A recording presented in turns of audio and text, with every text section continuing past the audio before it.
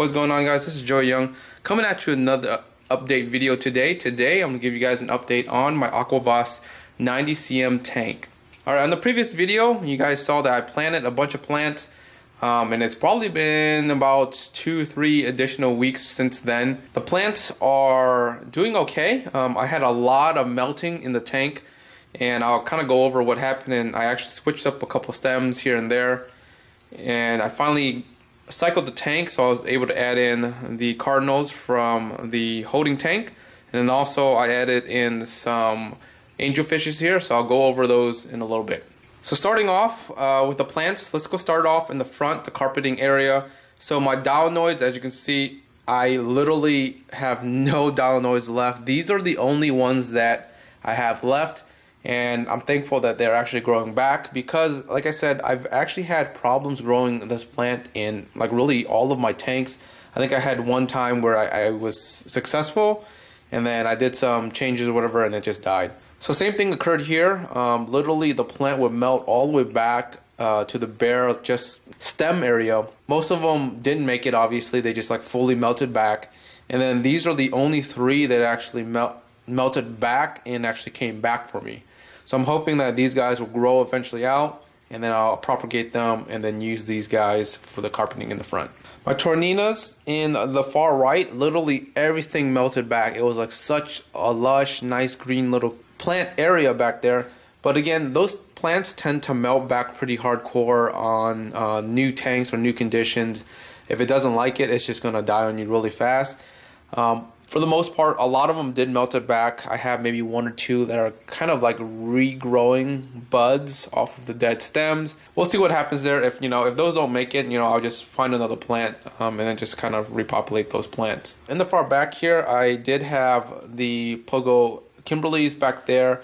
I went ahead and swapped out different stems here because I actually moved the Kimberleys into the other 90cm tank, the sister tank right next to it. I still am repping the Rotella Sunsets here. They're cut back a lot, and the reason why is actually both these plants were growing really well. They actually reached maybe almost all the way to the top of the tank there, and what happened was algae outbroke in the tank, and I'm still actually trying to fight with this like small like brown hair algae, and then also like what looks like I don't know what it's called specifically. It almost looks like blackbeard algae, but it's not.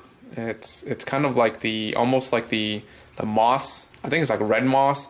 Anyways, I think it came with one of the plants, and it's kind of taken over like in the back a little bit. So I've been kind of trimming the plants and getting rid of those, and then kind of like treating those separately. And slowly, it's doing well. So I cut these all back shorter and kind of got rid of all the bad leaves. And these are the healthy leaves right now that's growing back in. So it's looking really good in terms of growth for those stem plants. It'll probably be another week where it gets back to the original state it was before. And then on the far left here, the plants I used to have, the Liguigia cubas in the back here, those completely melted back on me. I think I had one stem kind of floating around for a while, and then that died. But I replaced those with some, what are these? Butterfly minis, Rotella butterflies. And they're doing okay back there. They're not really growing that well. We'll see what happens. And in the front here, if you guys remember, I had blood vomits. I still have them. They're establishing okay. They're not growing, as fast as I thought they would be. They're still alive, I guess. They're not dead, so that's a good sign. The plant that's doing the best here is these grass type plants. It's actually propagating a lot. As you can see here, it has runners that's running down here. Runners along actually everywhere, really, and it's actually propagating really well.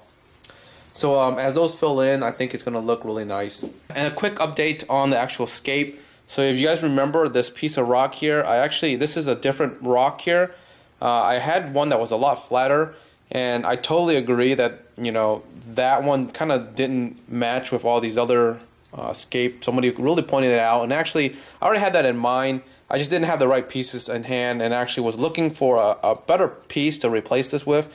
And I found a piece, and it looked pretty much the same as these contrast and texture here, and I went ahead and replaced it, and it actually looks a lot better with that piece replaced. So that's the only difference in terms of the scape, is that one big rock there I changed up. Alright, so let's get right into the livestock, because obviously the tank is now filled with fish, so let's talk about them. So on the far right here, I put in probably a group of 4 to 5 autos in here just to control the algae. Before, I didn't put any algae eaters in here, and actually they had, like I said, an algae outbreak in the tank, and really the Cardinals were just, they were happy, they were swimming around, but nothing to really control the algae except for just the near-eye snails. The near-eye snails did okay, but once I put it in the autos, it helped definitely control that algae to a point where it was okay. It was still an algae outbreak. What really took it down to almost like nothing was when I added the large SAE that I had in the holding tank into this tank, just so that he can eat up all the algae, and then I'll put him back probably in one of the other tanks once he's kind of done eating that, or else he'll just start eating all the plants. Now originally I was going to go just straight Cardinals in this tank, and I think Cardinals look really great and really awesome. As you can see, there's just a bunch of them in here. I would say it's probably close to like maybe 100, 120 Cardinals in this system right now. There's probably 1 neon, 2 neons, there's a gold neon. I guess call him the little leader. He's over here. He's the only different guy. I've had him, since I had my 125, and it just kind of carries over. I have maybe a couple of green neons from my other tank that kind of just like got meshed up, but I would say 95% of these are all Cardinals, except for there's a handful of them that are just a little bit different, and that's okay with me. Like I said, I originally was going to keep this all just Cardinal Tetra tank, but I just felt like it's a big tank and it just needs another type of fish to kind of make that impression in the tank, where it's like, oh, you got some really nice show fish and you got a bunch of little fish. So I was thinking really hard to figure out what kind of other fish I want to keep in this tank. Obviously I'm gonna have discus in one tank, and I wanted to keep something in here that can kind of go along with the Cardinals. Obviously discus can, but in my experience all my discus really just munch on the Tetras once they got to a certain size. So for me, I've kept angels in the past, but not really for a long extent. So I decided to look into angels, and the one angel fish that I really wanted to keep was Altums. And I found that these really are awesome because they have these stripes that are really similar to discus in terms of the Heckle species. I'm really drawn to those kind of stripes. And I came across Simon Forks, a well-known breeder that bred Altums in terms of captivity. He's one of the founding fathers that actually was able to successfully breed the Altums in captivity. I went ahead, did some research, looked into angelfishes, and I went ahead and bought just a group of 6 here Altums. I think they're the Orinoco. These are the Simon Forks tank bred angelfish, so they're a lot more hardy than the wild caught versions of these. So hopefully they do well. And so far, I had them for probably about 2 weeks now. They're adjusting really well. They're eating really well. And their personalities and stuff is pretty similar to discus. I would say they're definitely really aggressive. They eat a lot. They kind of have a pecking order similar to discus. They're really fun little fish. All right, so that's a quick update on the tank. The tank is actually coming along pretty good. I'm actually really happy with the tank so far. I'm just dealing with a couple of algae issues. Probably in a couple weeks that'll be dialed in. I actually had a lot of trouble dialing in the CO2 for this tank just because normally I will set it at a certain amount because that's where I go off of. Just because the CO2 is running off of these I guess diffusers, it's throwing me off a little bit in terms of figuring out where to dial it in. I kind of scared them a little bit. I'm tossing in some food here for them to try to munch on. As you can see, the Tetras will go crazy on them. This is the one thing I like about the Tetras. Once they kind of get used to you being around the tank and stuff like that, they will come and devour this food, which is pretty awesome. So yeah, the angelfish was just moved into this tank specifically maybe a couple days ago.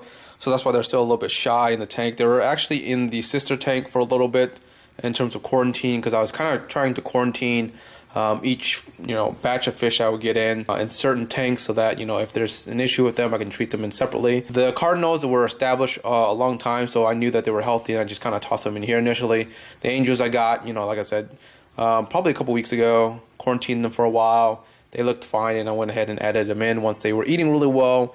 They got dewormed and whatnot. So alright guys, that's the quick update on the tank. I am looking forward to sharing my experience with these Altums, and if you guys have any questions on these fish or the setups or in general anything about the tank or the channel, make sure you guys leave a comment below.